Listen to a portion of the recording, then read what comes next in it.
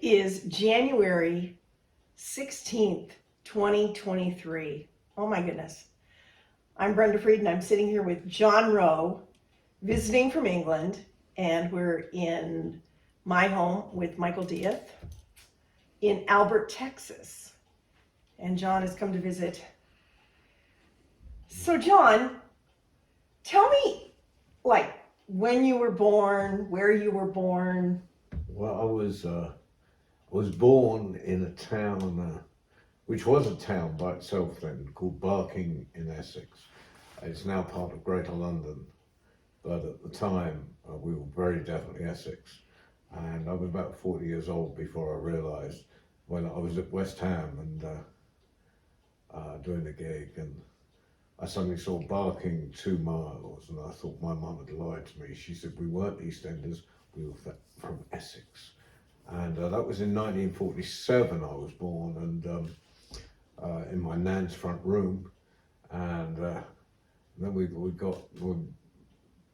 was all over the place, because Dad was in the Navy. So as a toddler I was in Northern Ireland for a while, up in Eglinton, just outside Derry, and all sorts of places. Then we finally got a flat in Barking.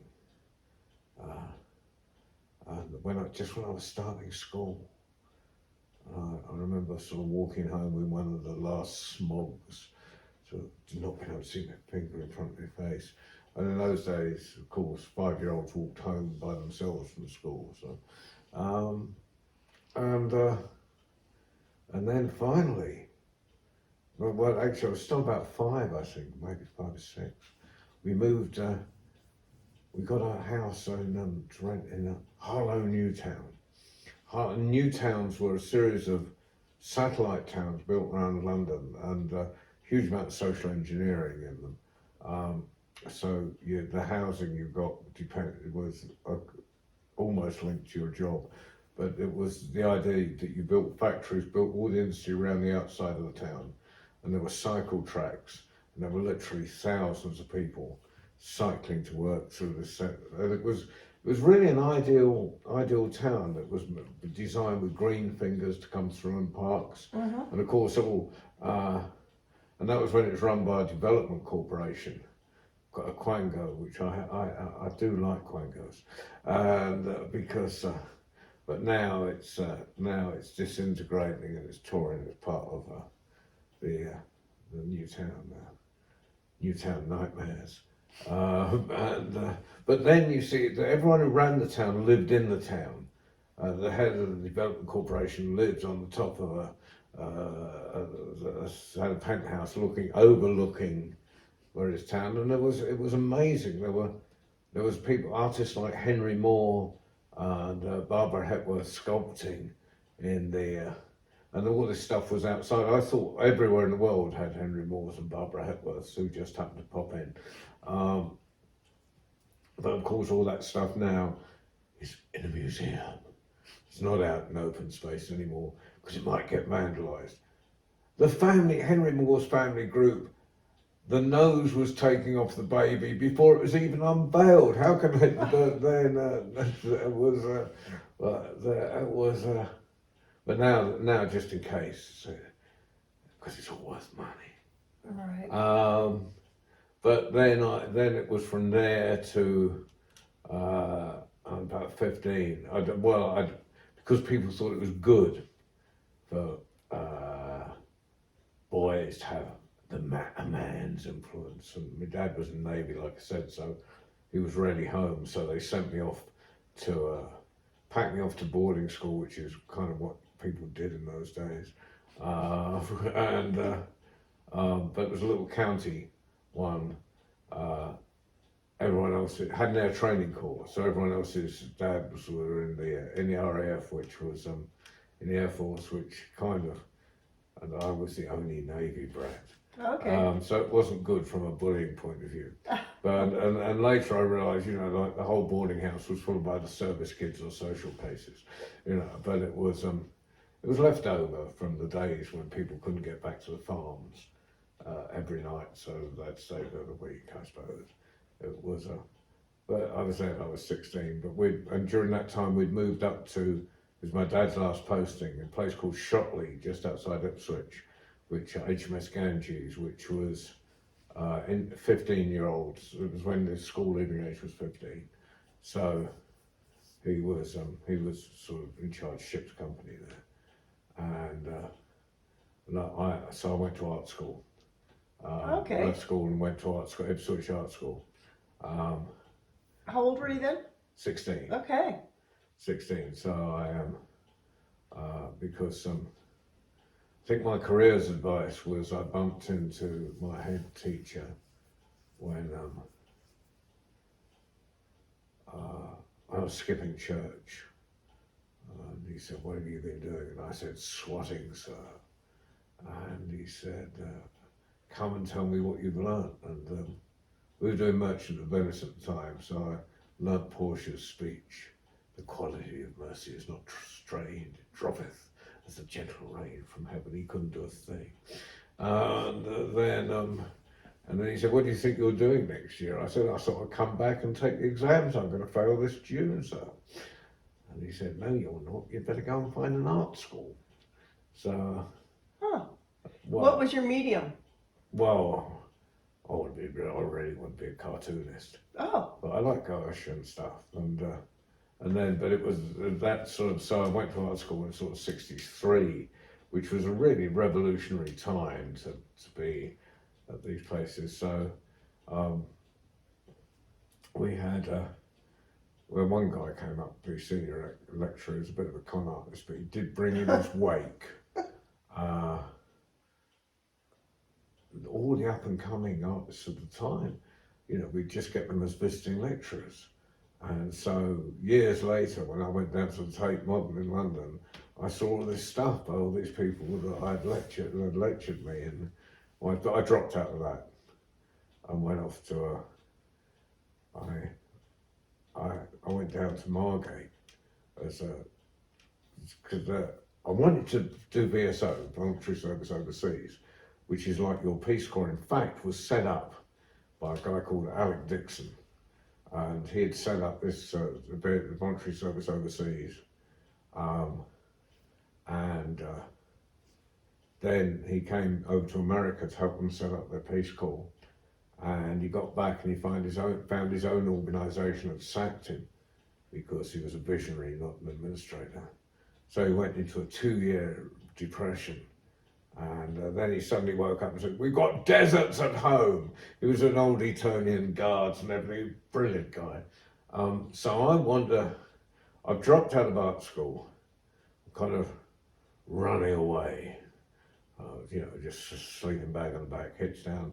But a friend of mine was, I later found, during this moment had psychiatric problems, but it just seemed like an exciting time. But anyway, I wandered into the BSO office, and this is '60s, so it was really social strata. So you really, one, you had to be 18, and two, you probably had to be public school. It was that kind of organisation. They said, "Oh, we've started out Alex started this domestic version." And he had this little office. I mean, VSO was all in the West End, but the little office in the East End. And I went down, and he was great, this huge visionary. He took me in, and I was 17, and he listened to all my ideas. And he said, "Have you read this? Have you read that?" And I had to go back, swallow my pride and go back to my parents because I needed a signature. So I could do that, and then I was doing sort of residential work for it was like a room and a bit of pocket money in schools, which was then, shows you how long ago, the schools for crippled children. So it was a special needs school and stuff, but there was that was amazing, and I was trying to put all these ideas from art school into a social situation. So he was kind of a turning point for you. Well, yeah, I think so. I think just meeting him, And what was his name? Sir Alec Dixon, and there was a few. I can you name your influences, but one school teacher who happens to be the boarding house master as well, called Dr. Vangerman. And he wouldn't, unless he had a doctorate, he would have never got a job in that school, because it was the kind of school where you're allowed to go over to the Tory hustings, the Conservative hustings, but they wouldn't let you go to the Labour hustings. There was no pretense at lack of bias in those days. So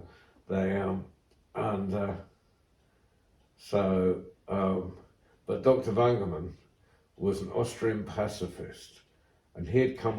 Later found out he'd come over to England on Kinder transport, and he was amazing. He the first years he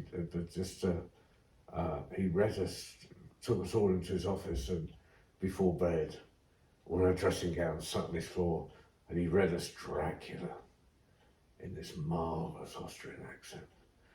And probably why I feel really happy up in Transylvania now. But he refused to give us details of battles and things, to war. But he knew we were a grotty bunch of boys, so he'd get a sixth former in to tell us about the battles. But he made his point of view quite clear, which was really, that was very influential. And then he eventually left to lecture at Leeds University. And when he came back to visit, and I was wearing a CND badge. He said, "I see you've got a bit of sense at last, Rover." What does CND stand for? Campaign for Nuclear Disarmament. It's where the peace symbol with the thing, that was their badge. That's where it came from. Okay. CND. Okay. And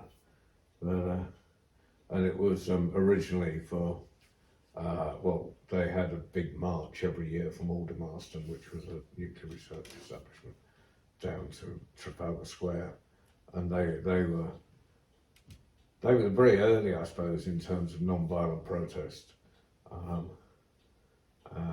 So that was so it was all that time of sort of just pre-hippie, I suppose, and kind of influenced like a lot of people by the beats, but the beat movement in Britain was very different, obviously, because we don't have the vastness.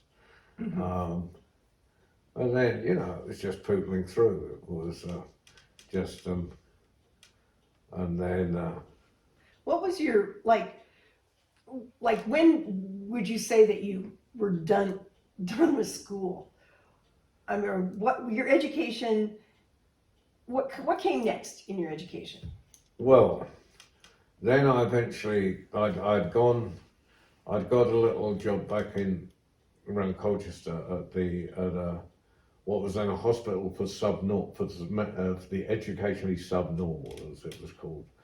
Thank God the language has changed. Oh my goodness, yeah. Yeah, and I got a job, and it was adults, so I got a job in the classroom there. But I worked with the hospital and the other guy, and I got Mr. Mason, another very influential guy, that was trying to get stuff done that was quite revolutionary for the time. And then I decided, well, I better go and get a teaching qualification. I really enjoyed that.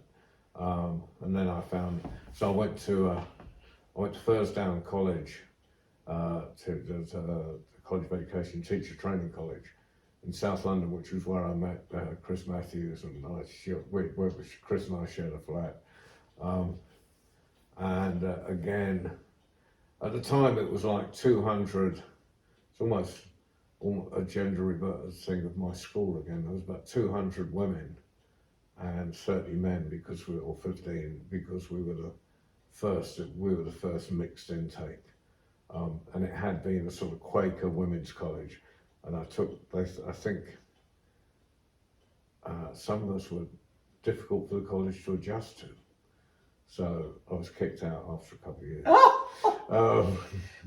In what field were you trying to get your teaching certificate? I was doing art. Art, okay. I was doing art as a main subject.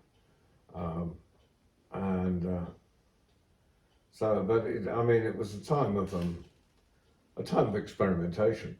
So, I mean, in all senses, but it was a great time to be in London because the clubs, UFO, which was in Tottenham Court Road, downstairs, or up in Chalk Farm, occasionally in the Roundhouse. I think it started there, and then Middle Earth, which was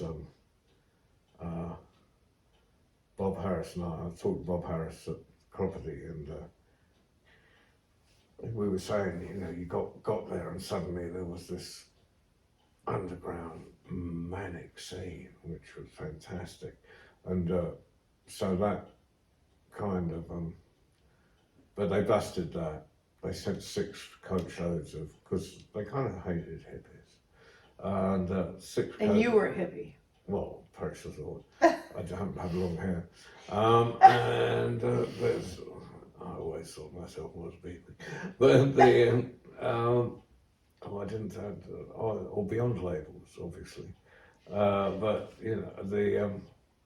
but I was all involved in that sort of bit. There was loads of stuff going on in London at that point, and the police sent down all these, and they men on one side, women on the other, and I think they picked up 2 shoeboxes full of hashish that people had dropped on the floor on that one.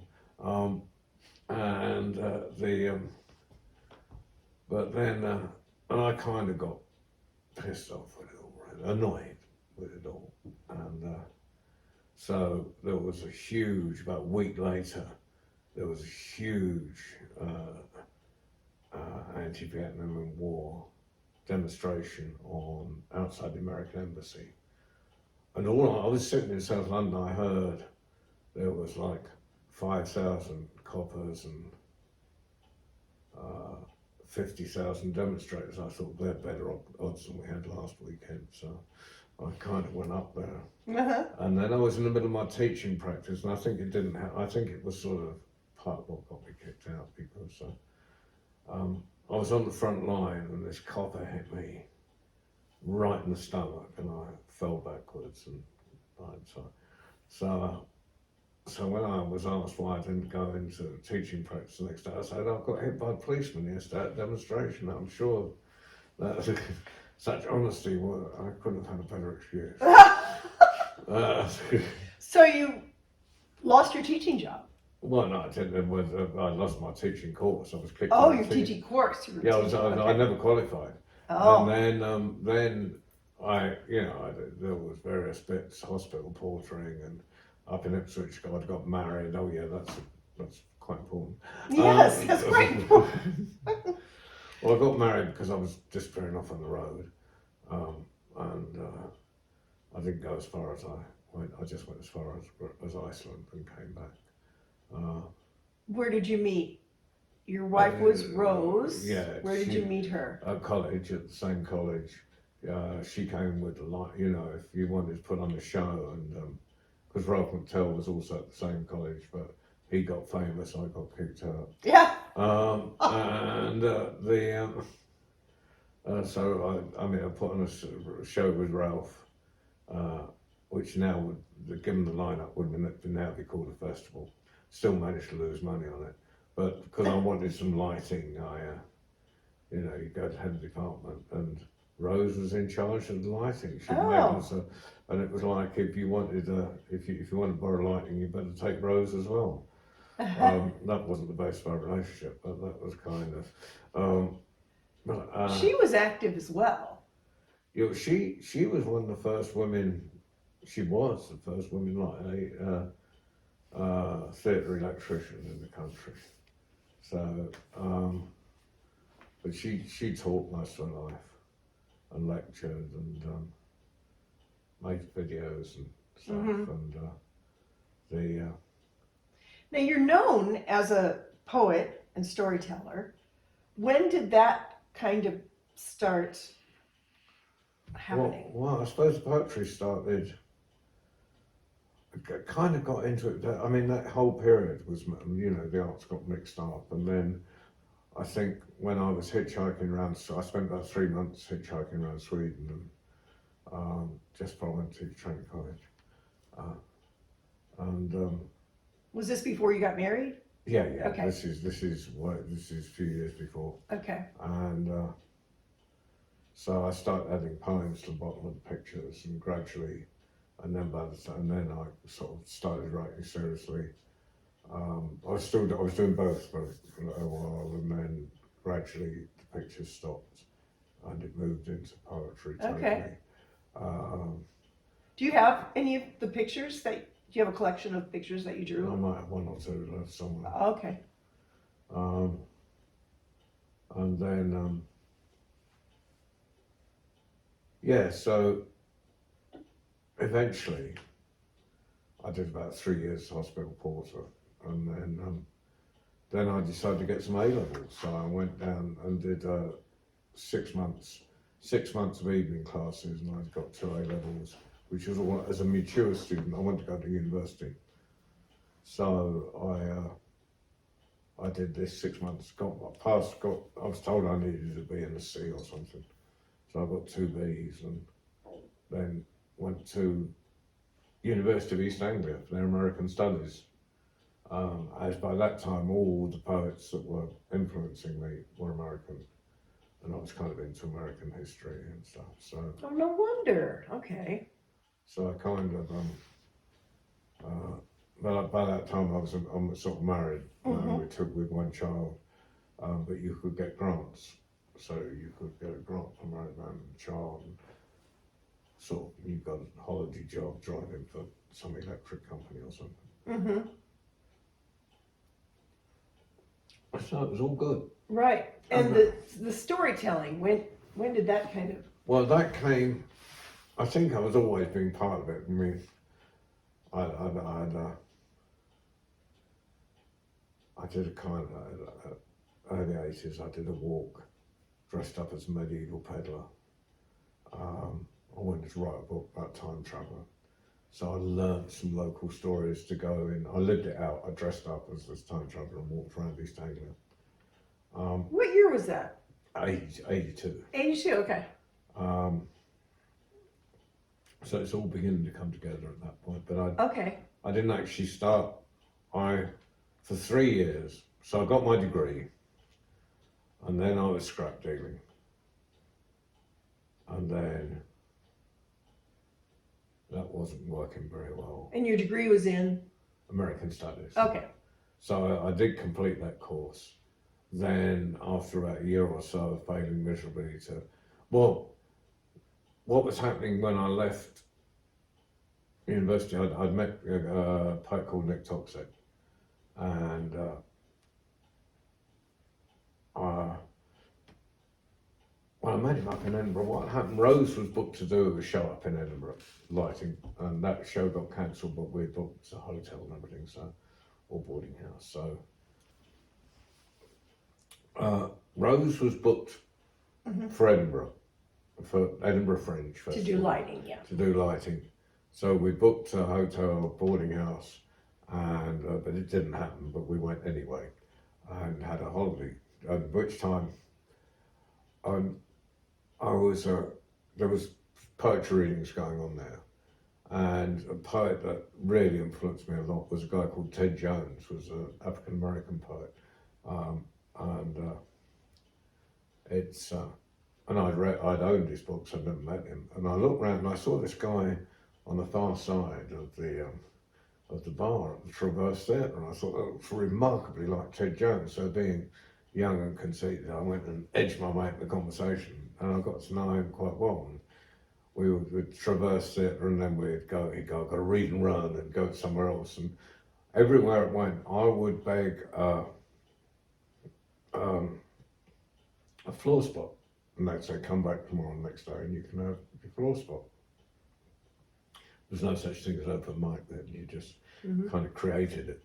And so there, apart from getting to know Ted quite well on that, which was really great, I got to know a guy called Nick Toxic, another poet, and he said, "Oh, we're doing this thing at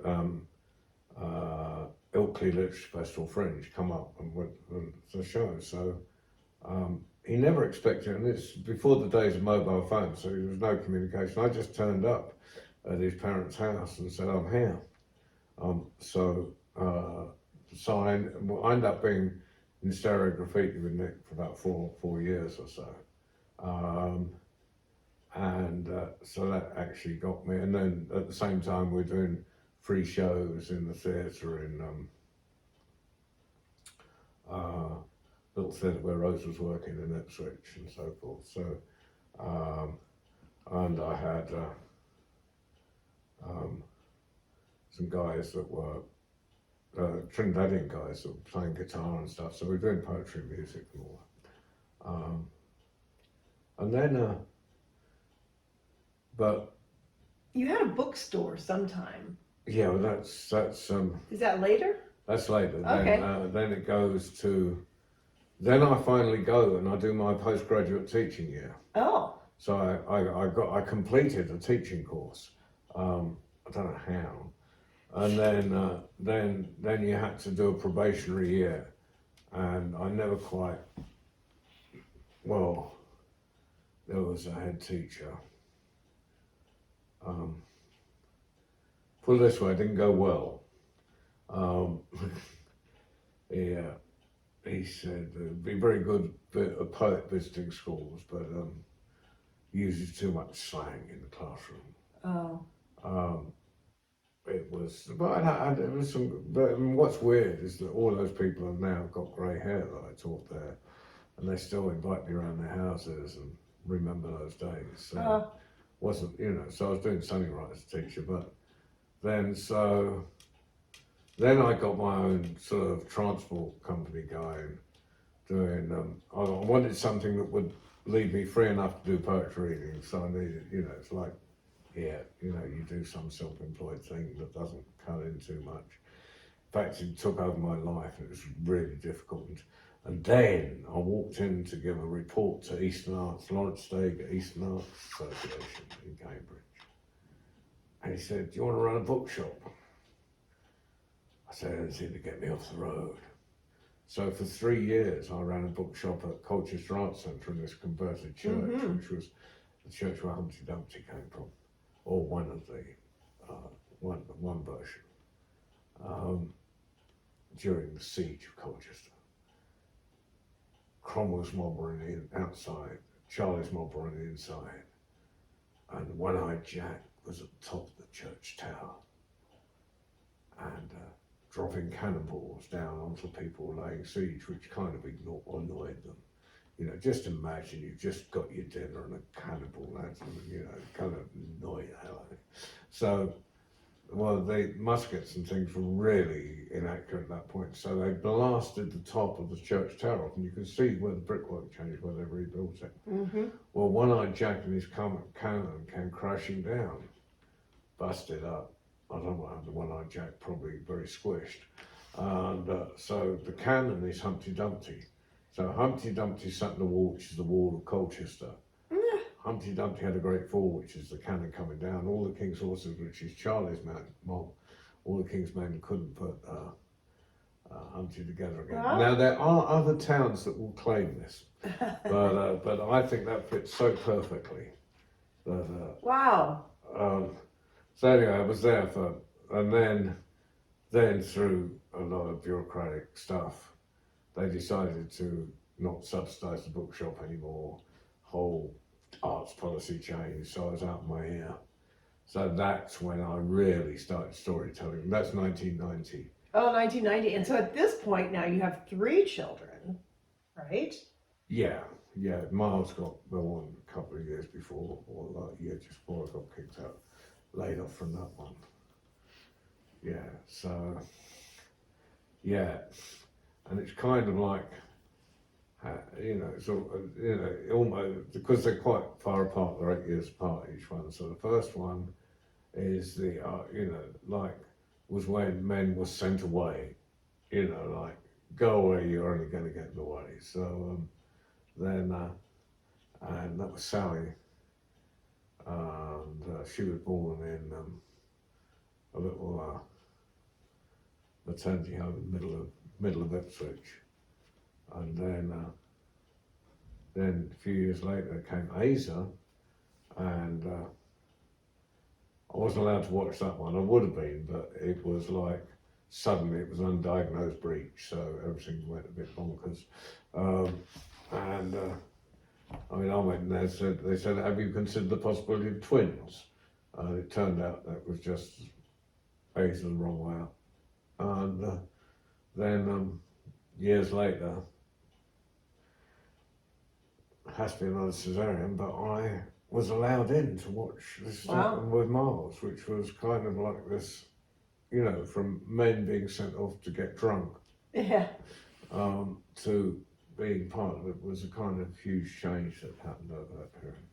Do you mean there were 8 years from Sally to Miles No, it's 8 years from Sally to, to Asa? yeah. Wow, and then 8 years from Asa to Miles? Yeah, roughly Right. seven or eight. Wow. Okay. Yeah, you got built-in babysitters that way. Yeah.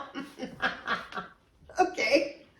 So I had not realized that. So what year did you come to Austin to the International Poetry Well, Festival? we worked out it was probably about 93, 94. Okay, so 93, so you basically had only been doing the poet storytelling thing for about 3 years, right? 1990 to 93? Well, yeah, it was more poetry. I was still doing more poetry than storytelling. Okay.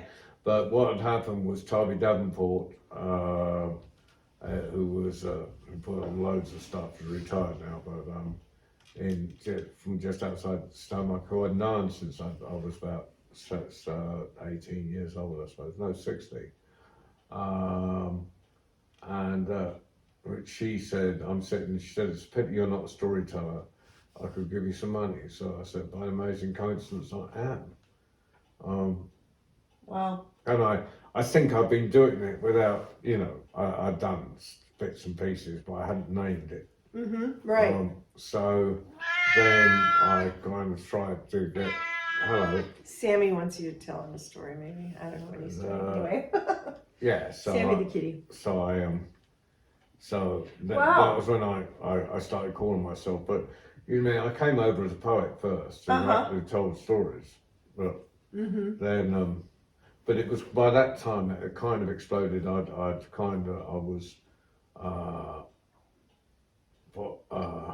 Pushed myself into a lot of festivals, so I was doing, and there wasn't that many storytellers at that point. It was like, and certainly not so many doing open air events. So I kind of cut my own thing. The first time I decided to do, that it was going to make me a living, I thought we need some publicity. So I got hold of Charlie Mannings, who ran the local fairground. I said, you need some publicity, I need some publicity, so I'm going to tell stories in the middle of your fairground. And we'll get a big newspaper article, which we did. Right. So, which kind of trained me into telling open air. Right, because I remember when you first got here, I was married to a poet, and you were going to the International Poetry Festival, and I remember something about there were some Australians also, and they wanted a place away from the city. They wanted to come to the hill country. And Bob Clark, the person I was with, lived in the hill country. We lived in the hill country. So that's how we ended up kind of meeting. He brought you home with these Australians. And we lived. It was Bob Mudd. And Bob Mudd, right. Bob Mudd. Yeah. And Bob Mudd ended up going to Dancing Water Inn at the time, and I don't know, he was around for a while, but anyway, so that is where we met. And then I started going into Austin for a few days of the festival. And we kind of got to know each other through that. And Bob Clark was working at a place called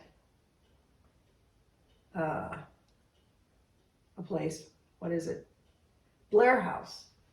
Yeah. And he was building these buildings there. And I remember we were sitting out there amidst construction, and you said, I bet if you come to England, I could get you some gigs.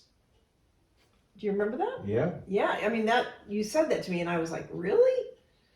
And I, at the time, happened to have a solo act. I had been in different groups, but at the time I was solo, and you did that next summer. But also, while you were with us, I typed up, I think it was your first poetry chapbook. Yeah, this first one here. Okay. I'd had a few out home, but and that wasn't on that first trip because I came over quite rapidly. I've been 3 times. I came over that April for the Austin International. Then I fell in love with the place, so I came back in November, and then I came back the following April because. And then we put the tour together, and you came over and we did UK and Ireland. I know, and that was so fun. We would go to John's gig, like an open air thing, which was a whole wonderful experience for me. The circus without animals, I loved it. And John did his open air storytelling, and then we would go to my gig that John had booked. It was just a wonderful summer. Man, that was life-changing for me, I might add. I remember on the second trip over here, which was in the November, and Bob was supposed to put a tour to me together, and I think it was when we were living in someone else's house, that one, while it was being reconstructed, and and I got over here and found there was nothing booked at all. I was just busting it, but my plane ticket wasn't back for 6 weeks. I mean, I had a brilliant 6 weeks, but it was kind of like, and one of the things to create, I had a few dollars. So I had enough we recorded this, we recorded a cassette of stories. Right, in our living room. Yeah, I remember that. And I remember we went down and got them written. Then there was a place called Love It or Leave It. Brenda, another Brenda ran that. Barbara. But was it Barbara? Yeah. Barbara. But I had my tapes reproduced there because Yeah, we were doing tapes. This is early 90s, right? Yeah. And so, yeah, we took Yeah, your so tapes she there. had these huge banks of cassette machines, so she could, and she looked at it and she said, "Oh, Bob, you brought me a rubbish tape, mainly the quality of the tape. We'd just taken random tape and just thought I bought the cheap one, and but she did a really good job. And so we come back and Barbara's sitting on the sidewalk outside the studio with a roll-up cigarette hanging out one side of her mouth. She gave me 2 brown paper bags, one full of cassette tapes and labels, and the other full of the cases. And I'd had the inserts printed out at Kinko's, and so I sat at is it Cafe Solaire in North Congress. It was a cafe that we used at the festival. Magnolia Cafe. No, it was anyway, it began with S, but it doesn't matter. So I sat there, bought 1 cup of coffee and used it as a factory and produced all these tapes. So we at least had some merchandise to sell. So by the time we'd been dragged out by rich people to their parties, and I get to a party and I'd have to tell a story, but I ate incredibly well as a result. Yeah, you had those tapes to sell. Yeah, that's what we did. We had to put our own labels on and things like that. Yeah. It was a total little factory. It was great. Yeah. Then, so it became regular coming out here a little bit, and and then I think, I know what I did in November as well. I had got one book because that was George West Story Fair, because I was actually booked as a featured teller, and which came about by an extraordinary thing. I'm in Buskington Square in Wembley, and outside an art gallery, Sable 5. Sable 5 Art Gallery, and and this guy went, "Hello, John," and it was a guy who lived in San Antonio, who was from Ipswich, and so yeah. I don't know this story. And that's why I say that's why I flew into San Antonio that year. Oh. And then they brought me out. How did he know you? He was a friend of Yvonne's, I think. Okay. And they'd stayed there. So he knew you from living in Ipswich. He knew me from Ipswich. Okay. And then suddenly. And here you are in Wimberley, and he's from San Antonio. Okay. Yeah. So, and then also there were the directors of George West Story Fest there. So that was on that first trip there. So came out in November to do the Story Fest and sort of and I re-met a storyteller who'd come over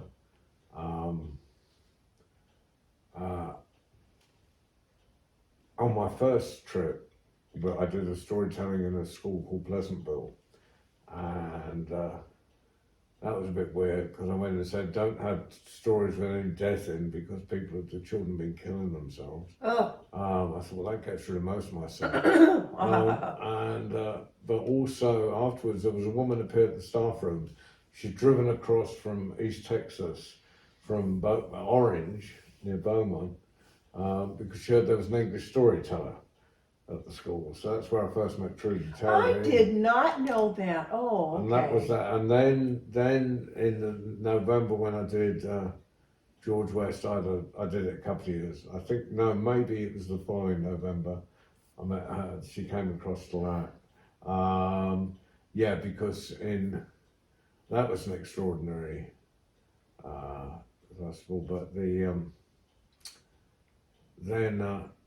and of course I bumped into half her family at a Thanksgiving party in Hill Country. I'd cycled out, I'd heard of I'd been invited to a Thanksgiving party, so I had that November I bought a second-hand bike, and so I pedalled out to Sue Chicheras.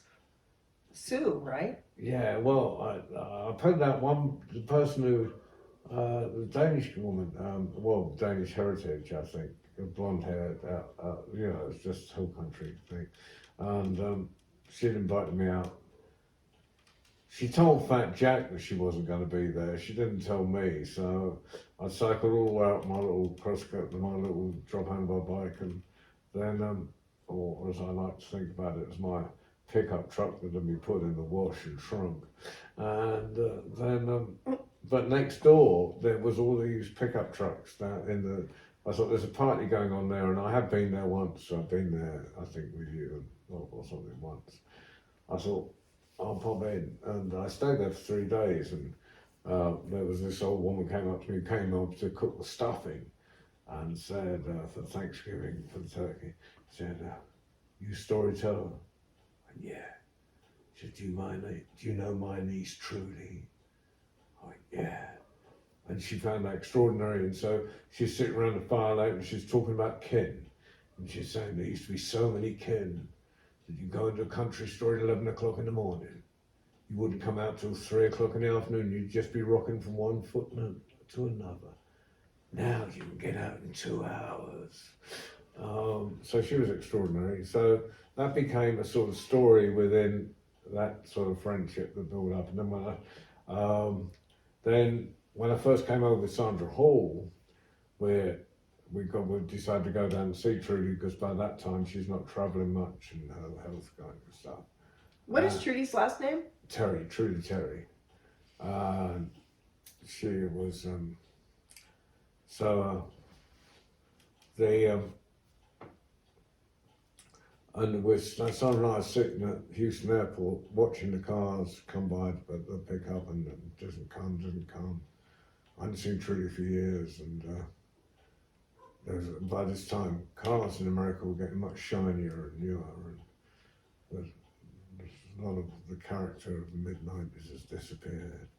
And then suddenly this old beat-up Chevy turns up, brown, sort of somewhere between brown and rust.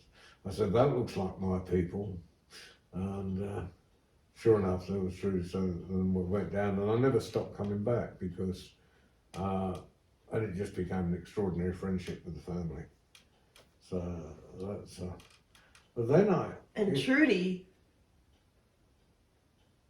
yeah. What happened to Trudy? Well, she was going to come to Marrakesh Storytelling Festival, but then she died last November, about just over a year ago. And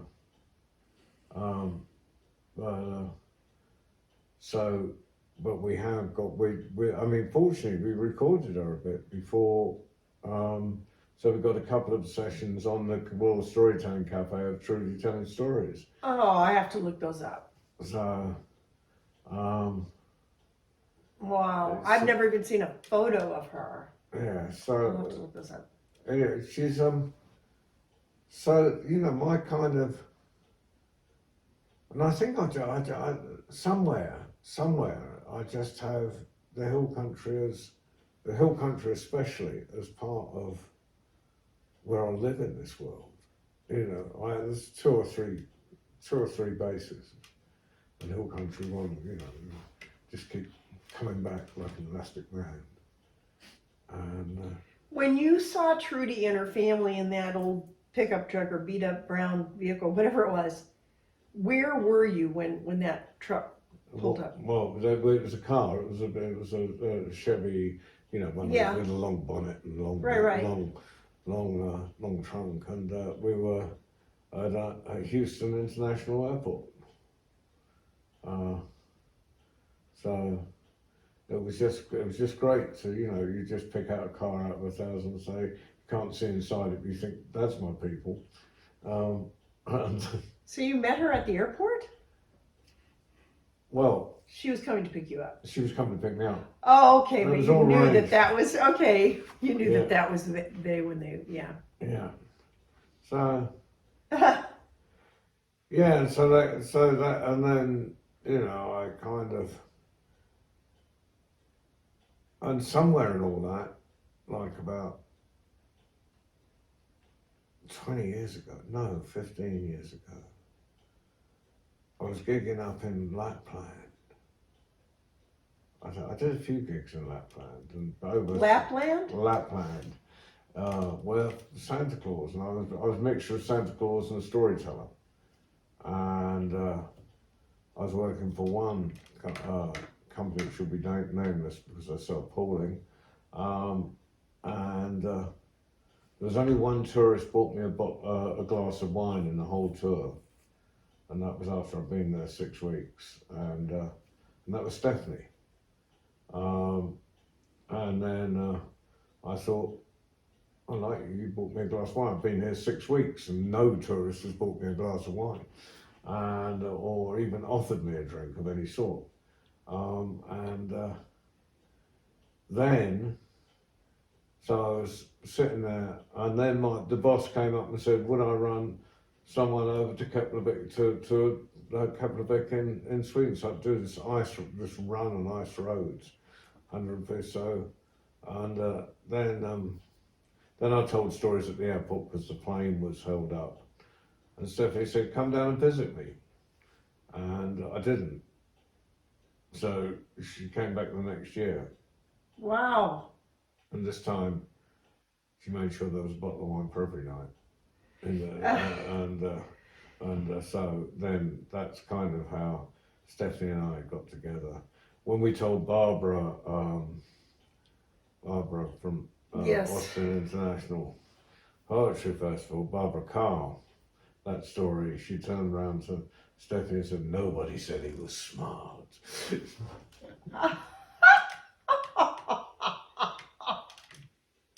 I beg to differ, but you know. No, but that was Yeah. that's very Barbara. Yes. So Now this was Rose. Rose had passed away on, in so 2006. yeah. So when I remember you were with Rose and you were getting ready to go to a gig, and that was quite a sudden. Oh yeah, we'd gone down.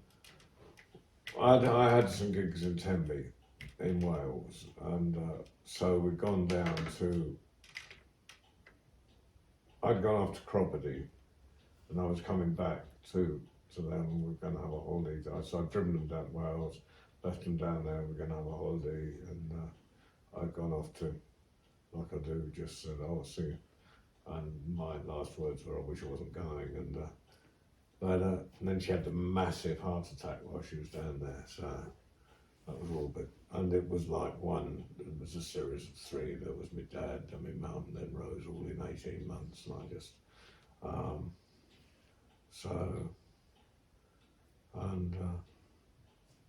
And you came over here.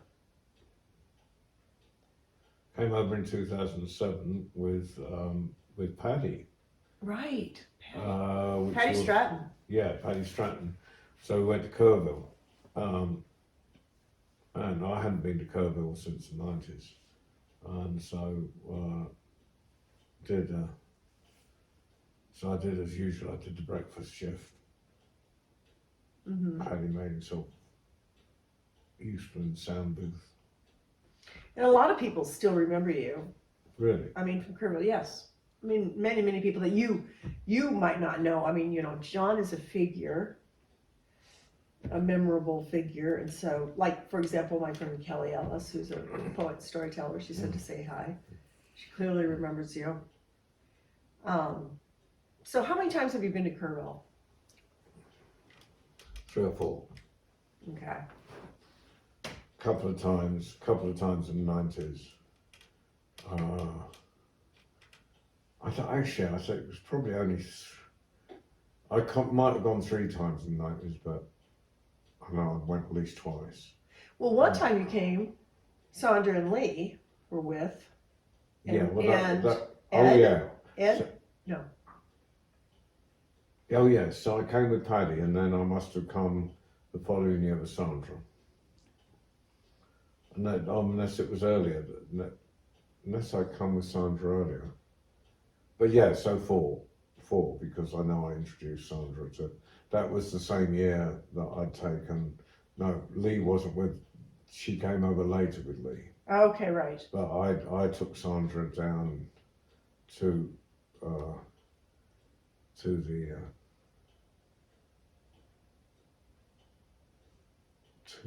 festival. I think we'd probably gone from here then.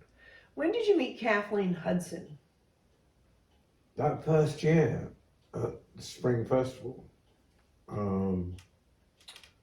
So yeah. I just saw her come out on a white horse or grey, as technical, with sort of hat to one side, and she was quite striking at that point. And then, there's been some good friendships. Still in touch with Kathleen a bit. Kathleen Hudson was teaching at Shriner College. Shriner College, and she at that point she was founding the Texas Music Heritage Society, which she kind of built and then retired from there. Mm-hmm. Yeah. But, are you still in contact with her? Yeah, occasionally Good. on Facebook. And, oh, good. I haven't seen her since obviously before COVID. Like last trip came before COVID. Mm-hmm. But no, we've done. It's been. I think one year I almost got famous in Austin. I made the front page of the Austin Chronicle. I was on a picture on the front page, and So John Haley was a big fan. And All right, John Ailey at KUT. You were on that show. How many times? about half a dozen. Yes. I think. And Yeah. so So, what are the highlights of your career as a poet and storyteller in England, and then what are the highlights here? that's a really difficult question. Like the things that stand out. Oh, that was just. Well, I think the most recent one that I loved is the Rolling Oaks Festival, just because it was like a revival. It was back to kind of Texas as I knew it when I first. That's the Rolling Oaks Festival outside of Wimberley. Yeah. Yeah, we happened to play. Yeah. Yeah. So yeah. I don't think we played that year though. Yeah, you took me out. Oh, maybe we did. Yeah. Okay. And yeah, we did because I've got some photos. Okay. And then on a trip down to Mexico, when I was in Monterey, we were building sort of houses for old people. I'd gone down with the chaplain of San Marcos University, and I was telling all the kids were back from school and they were sitting on the cylinders, and I was telling the story, and someone was translating it in Spanish for me, and the kids told the interpreter to be quiet because they wanted to listen to the rhythm of the story. And I took that as such a fantastic compliment. And it was just because it was such an informal situation, it was a spontaneous situation. And I mean, I was very rock and roll at that point. I was fated everywhere. And you had the prison work. Yeah, That was very substantial. Yeah, I did And about the storytelling of the townspeople. Yeah, so we did I did about 25 years of prison work, longer than most workers, and but I was the first storyteller in residence in the British prison. I helped build the Storybook Debt Scheme, which is now huge. And The storybook what? Storybook Dad Scheme, where prisoners record stories for their children. Okay. But that's now grown into a huge charity, which I have nothing to do with. But all I can claim is to have got the first international publicity for it.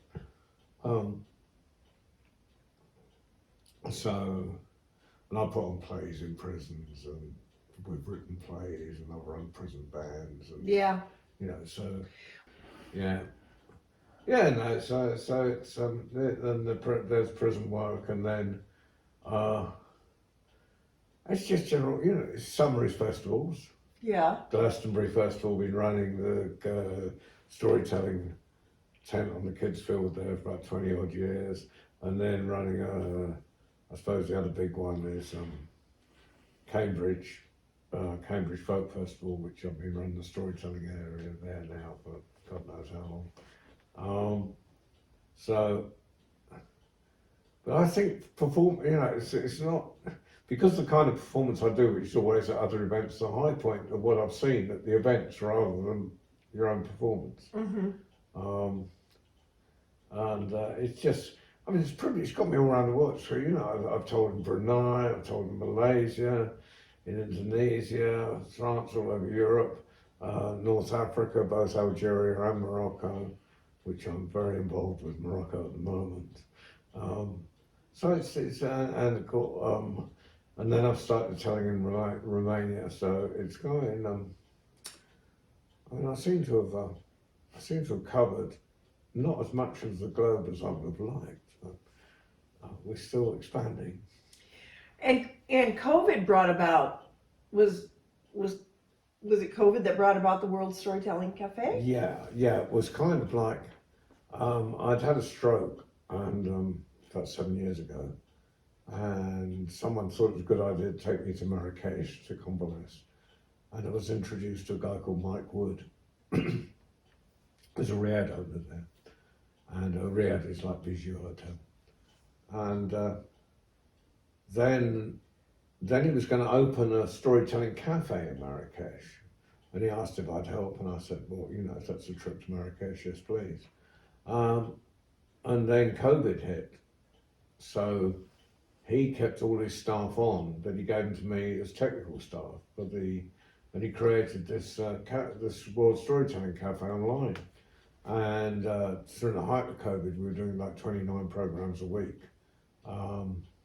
But now we just do 2 and 3. But as a result, especially as I was locked down, I reconnected and connected with loads of newspapers, about 100, 200 tellers from all around the world, which has been incredibly exciting.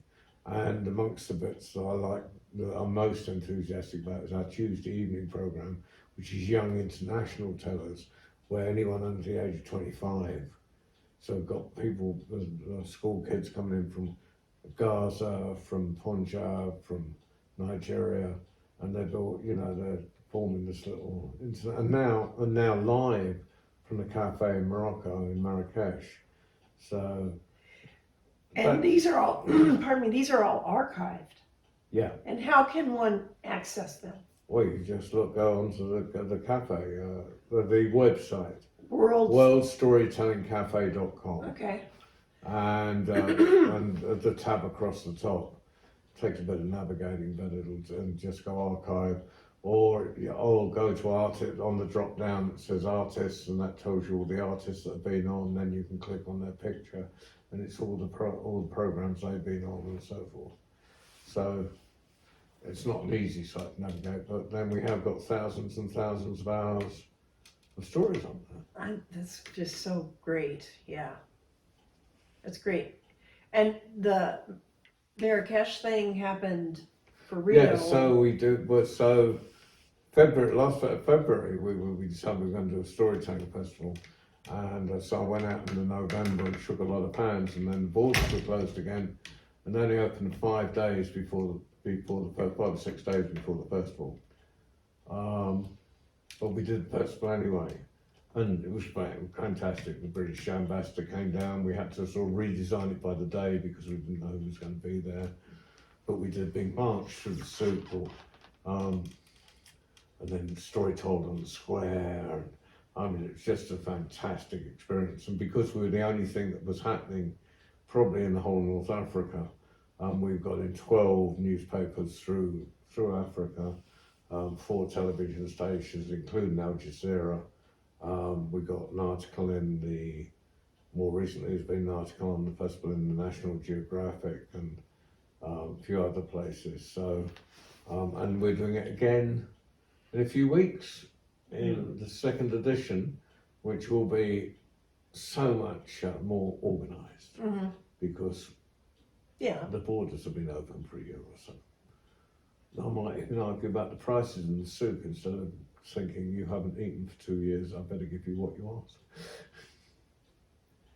Nice. So, I mean, I know that you've done quite well. I mean, as a storyteller, I think it's really impressive all the places that you've told stories and things, but I've always loved your poetry. Do you have a poem that you could do for us? I have to an old one because it has to be one that I can remember. That's fine. Just trying to think. There's we'll edit out this long gap here. Yeah, that's fine. So we could I'd go right back to my early days with stereo graffiti, with jazz poet. I want to write jazz, despite jazz. I want to catch a snatch of jazz. I want to send a pen down the line. I want to spend a piece on catching time, leaning around a big. I've lost it. I've flopped altogether. Okay, never mind. So we'll do something else. We'll do a very British one. But it's there's this expansion into the countryside. Well, people think it's terribly nice to be in the countryside, but all the old country crafts have disappeared to a great extent. And there's I mean, it's not the first time it's happened, but there's this romantic notion of the countryside, which probably is Wordsworth's fault or something. But there you go, Crabbe or one of them poets. And but I was at a party, and this guy, the gatehouse, which is sort of like the edge of an estate, and he was going. I was out walking my dog, where my dad had walked his dog, and his dad had walked his dog. When this pair of green willies gets out of the ditch and tells me I'm on private land, and I told him what he could do with his private land, and he called to his wife, Dorothy, Dorothy, this man is threatening me. So I thought, that's worth a poem. So this is a Green Willie anthem. And Wellington, for those on the side, Wellies are Wellington boots, rubber boots, rain boots. And there was a whole faction, they were traditionally black, and then green Willies came in, and it was tend to be sort of, actually they weren't very practical, but there was a lot of people that sort of, it made them look country. So, they're building a couple of houses on my bramble patch and another one my chickens used to scratch. I made a bundle, but isn't it a pity that have all been sold to the men from the city? And we catch the 5:30 from Liverpool Street, but when we get home we're dead in our feet. But instead of relaxing, sitting down by the fire, we take off our pinstripes and dress like the squire. And it's green wellies, waxed jackets and a Labrador dog, a wood-burning stove and a nice pile of logs. We go down to the local when we fancy a jar, talk commodity prices as we lean on the bar, and the problems of making the oiks understand. They're no longer allowed to walk dogs on our land. Our car's a four-wheel drive, that's not a Range Rover, that's a bit OTT. And though we're living in Clove, we do like to blend, not be ostentatious after all it was once there, but one has to be gracious. There's a few locals left, though you don't often see them, so they're putting them all in a local museum, a rural museum. It keeps the place tidy and doesn't upset the buying of houses we haven't got yet. It's green wellies, wax jackets and a Labrador dog, a wood-burning stove and a nice pile of logs. I love that one. Have you noticed all the new driveways coming down Schumann Road to our place? Yeah. Ranchers have sold off their land and they're doing quite a bit of building along there. And we're still very fortunate to be out here, it's still, but for us, when we used to be the only car driving down here, it's a bit like different. that with my place in It's a little Romania. different. Oh yeah. It's I've got a few years ago I bought this place up the mountain, which was like the price of a garden shed in England. It's a 3-bedroom new build, and it's beautiful. It's in the middle of forest, and I was thinking I used to know all the potholes in the road leading up, so like this, and you watch tourists bumped out. Now the EU has built this beautiful road, EU funded road. It's increased my land because there used to be a bank coming down. Now there's a straight wall straight down, so that whole I've probably got the space to put a couple of static caravans in them. I didn't have before, but now they're building so much up there, and it's not, people aren't coming for the weeks, they're coming for the weekends, and they're having parties and things. And it's a shame because there's a real potential for green tourism. For walks, there's bears, there's animals. They've done it on the west coast of Canada, where the industry's gone. And they need the tourism, they need to revive it and revive the place, because there was only like a few children in the school, so you need places where people can work. But it requires a slightly different approach. But I've still got much more space around my house than I would. Yeah. And I'm never gonna, because I'm at the top of the hill and the lake's at the bottom, I'll always be able to look down the lake. Well, I really want to come visit there. Yeah. So I just want, you've always been an inspiration for me in my activism, that I've done quite a lot around here since 2000. And how did, you're always, it seems, rooting for the underdog, if I might put it that way.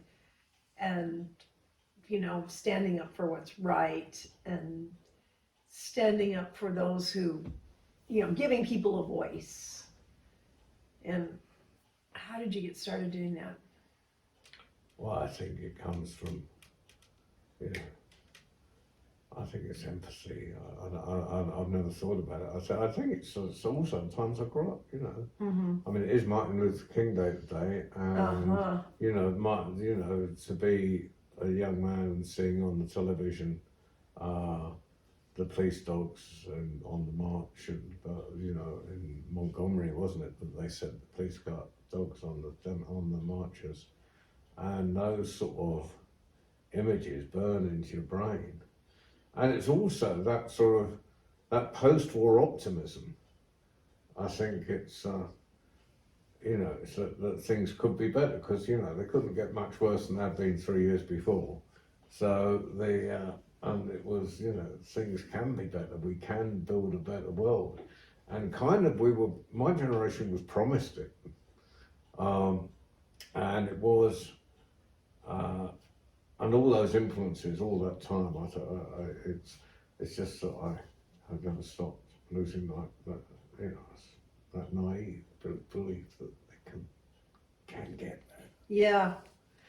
Who's the guy that you like a lot, Michael Richard, at the British? He does environmental stuff at David Attenborough. Edinburgh. He was on 60 Minutes recently, and he said, my generation has failed because we've let it get this way now. And he said, the younger generation just has to take up the torch and run. I wonder why we've forgotten the lessons of our age. So I love the way your poetry and your documents stuff, and I just encourage you to write as much as you can.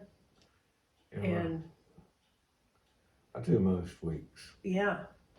Because I'm running an online workshop, but that's for another day.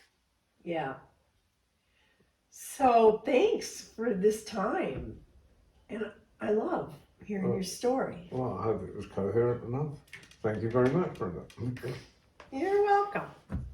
Right. So, John, you have been such a huge part of my life before I met Michael, and then, of course, when I met Michael in 1999, and then we got married in 2000.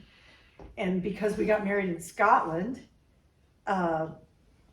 we wanted you to be a part of that, and so your family came up to Scotland. And tell us about that. You took the train or something, did you? No, I think, did I take the train or did we drive up? I know we stopped at the sort of university lodging, because it was during the vacation periods for universities, so you could book rooms in the university residence.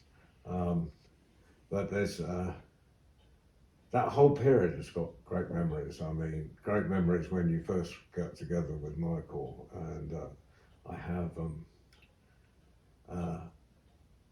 have the biggest memory I have of that is you were running a thing called Clean and Bust Your Dust. Yes. Bust the dust, right? And so I remember Michael turned to you and sort of I was there for this conversation, saying, "How much do you make on this?" And he said, "Well, let me invest that amount in you, so you don't have to do that anymore."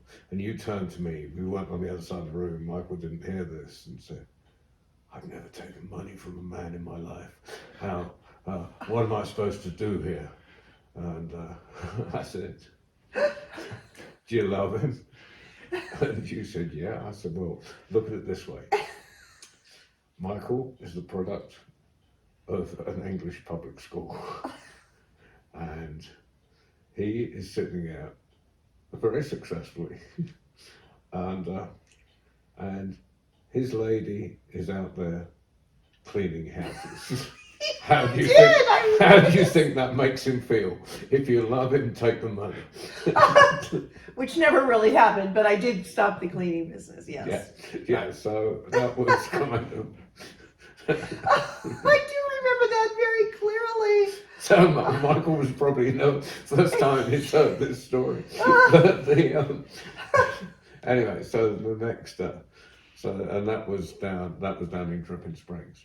Then the next time was, of course, and I don't think we took Miles. It was your wedding up in, Right. And we stayed at the Caledonian, or you stayed at the Caledonian, and the wedding and everything was there, and it was an extraordinary day. I'd gone up with Rose and Asa, and then and you were there. You had your bridesmaid, and there was this huge pipe parade through Edinburgh, and you had no idea of the significance of this. You were sitting in your little Texas bubble. And we're saying, and there's the Rolls Royce, and to take you to the church, and they've held up the pipe parade to let the car through, and it was the 50th anniversary of the Edinburgh Tattoo, so it was a huge parade, possibly the hugest one. There was pipers from Canada, from Australia. Yeah, it was historical, yeah. Yeah, so we're sending messages up to Brenda saying, could you come down? She said, my bridesmaid's not ready. I'm not coming. So because she had been helping me get ready, so Yeah. I was like, well, no, we can't go without her. Well, it wasn't that. It was like the message came with no sense of urgency whatsoever. It reminded me of. We were hurrying. Yeah, well, I'm just talking about the impression we got down there, you see, and so I'm thinking. Maybe there's some kind of cultural clash going on here. Then we went, and we walked to the church, and you shot off in your Rolls Royce, and then I remember coming down, and they had a red carpet, and I was like, "Oh, is this for me?" Coming down to get into the car, the Rolls Royce. They'd done a bit of a job. Sort of, Michael had sort of stage managed it particularly well. Yeah. The fact that the lead actress decided to be late is sort of lead actress's privilege. Anyway, so when we came back, there'd been the poor piper who had actually piped you up the stairs once. Yes. But there was no one to pipe you. It was like a private affair. Right, because we got a ride. Because you got a ride, and we were walking, and Edinburgh is full of steps, so you don't run from one place to another in Edinburgh. You run to the next set of steps to go up to the next level, and very historic steps at that. So it's not like they're not easy. And so when we got up there, and when there was enough people in there, we went up. You got piped up, and then piped up again. Now I can't remember if it was before or after the meal.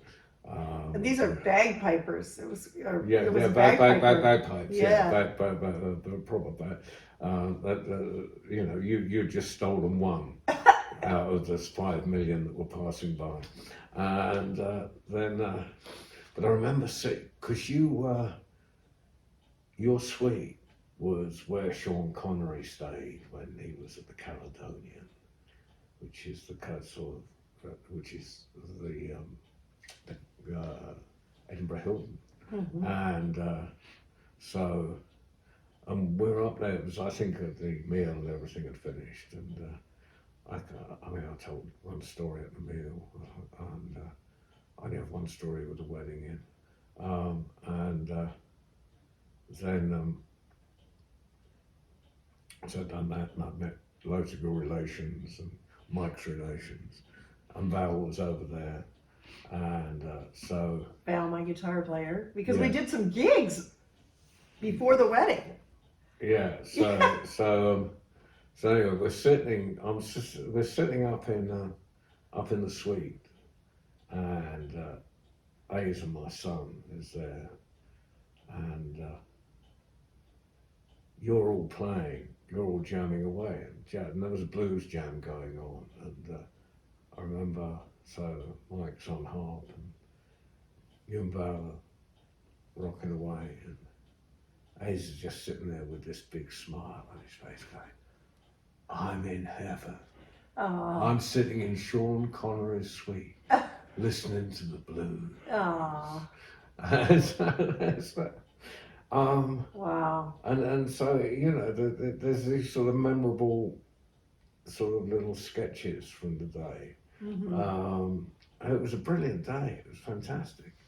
I was so glad you were there, and the family, and Rose, and Aza, and then to tell stories in between the courses of the meal was cool. I think you told a few stories, one in between each course, maybe, I don't know. But anyway, that was just so special, and it was great. Yeah. Thank you so much. Yeah. So let's see. So who's come? Sally hasn't been yet. Imogen hasn't been yet. But the first time I came to America, I had Aza with me. So you got to know Aza at different times over the year. In fact, you crashed in his flat at one of the journeys. We actually created enough space for you. And then Miles came over with me. So Miles has been, and he wanted to experience. I have this memory coming here with Miles. We're driving up from Blanco, and there's this huge thunderstorms, and I had been here, but but the whole hill country is lit up with this lightning, and it was the most extraordinary drive. 1 second.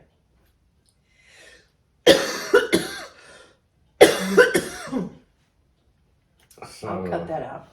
So Aza and Miles been here, and now Fiona's been here. Fiona's been over a couple of times. So kind of.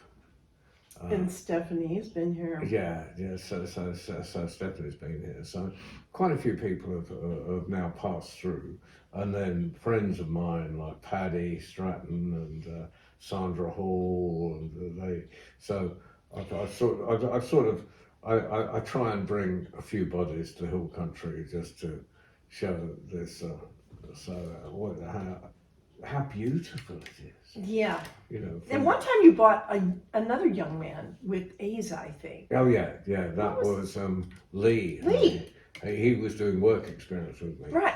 And that was an extraordinary. That was our first visit, and he's halfway across the Atlantic on the airplane. He turns around to me and says, "I've never been away from my mother for longer than a night in my whole life." And I'm thinking, you tell me that now. And it was before you could get good deals on phones and things. And I think it bankrupted me, his phone calls back to his mother. But there's that was extraordinary. So it's been a kind of, the Hill Country is now back into being woven back into the tapestry of my existence. It's had this few year gap. For both COVID and political reasons, but we're now okay. So happy that you came back. Yeah. So thank you, Brenda, for being part of this tapestry. Oh, wow! Thank you. And I just want to know, like, John, as a poet and a storyteller, what do you want your legacy to be? Well, I wouldn't mind if I got a bit published, so in a respectable press, so people could read it later. So we've co-written a song that's recorded and things, Texas Hill Country Blues. Yeah, so there's bits and pieces around, Mm-hmm. and it's just like, you come, you disappear, you have a bit of effect while you're here. I would love it if the World Storytelling Cafe continued. I've already there's a lot of people that started storytelling because they bumped into me on occasions and I managed to corrupt their existence. So I don't know, I've never thought about it. I'm quite happy if I know I've got gigs coming in for the next 2 months. I'm not very good at long-termism. Well, probably the disaster of my life. We kind of had a conversation last night, and we kind of have a similar, if you will, goal or what we want for our legacy, and that is that, that there's a good exchange of energy while we're still alive to experience how understanding, people appreciating our work. And I think that's, if I could do anything, it would be to help your work be more, to be known and give you a good exchange back, so that all this time and energy you've put into it, since I've met you anyway, in, what did we decide, 1993, the work and the energy I've seen just since then. And so, I will wish that for you. Thank you very much. Good exchange coming while you're still alive. Yeah, I'm working on that. I'm working on eternal life. But you're gonna have to stay alive a little longer to let this happen. So take good care of yourself. I will do. I intend to. And you're so well loved by so many people. I mean, it's obvious. Everyone that you've ever introduced me to, it's just really obvious to me that you and your work are well loved. And so, I want you to feel satisfaction from that. And it's wonderful. It's wonderful. And so I'm just grateful. Thank you, for sitting down with me and for visiting and all these years of contact, and you always have a special place in my heart. Right, that's enough of that stuff.